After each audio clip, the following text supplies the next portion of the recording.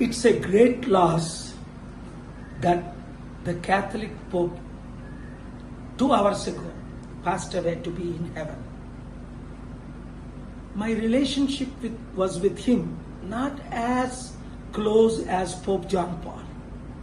But when I did crusades in Argentina and Brazil, when he was a Catholic father, then became a bishop, he was very cooperative. He was inclusive, supporting everybody. Some conservatives hated him for being open-minded with gays and lesbians and transgender people. And he did negotiate peace, helping me with Palestinians and Israelites. So let us pray for his soul to rest in peace.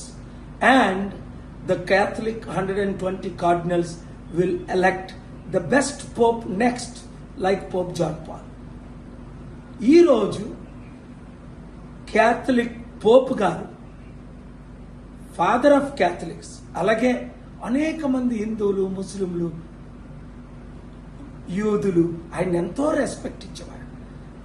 ఆయన ఫాదర్గా ఉన్నప్పుడు, Pope John Paul గారు పోప్గా ఉన్నప్పుడు, అప్పుడు bishop అయిన తర్వాత అర్జెంటీనాలో, బ్రెజిల్లో మన శాంతి సభలు నేను పెడితే ఎంతో సపోర్ట్ చేశారు. వాళ్ళ క్యాథలిక్స్ని, ఫాదర్స్ని.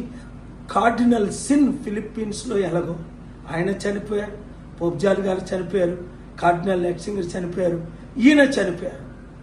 తెలీదు హెల్త్ రీజన్స్ ఏంటో అన్నది, కానీ శాంతి కొరకు ఎంతో కృషి చేశారు. కొంతమంది ఆయన్ని క్రిటిసైజ్ చేసినప్పటికీ ఓపెన్ మైండ్ అని, అందరితో ముందంజ వేయాలి అని శాంతి కొరకు జీవించి చనిపోయిన పోప్ గారి కొరకు ప్రార్థించండి. ఆ ఆత్మ శాంతి కొరకు క్యాథలిక్ కార్డినల్స్ 120 మంది మంచి పోప్ జాన్ పాల్ లాంటి క్యాథలిక్ పోప్ని ఎన్నుకునేటట్టు, దేశ శాంతి కొరకు హిందూ, ముస్లిం, క్రిస్టియన్స్ అందరూ కలిసి పనిచేయాలని ఈ వీడియో అందరికీ షేర్ చేయండి. God bless you.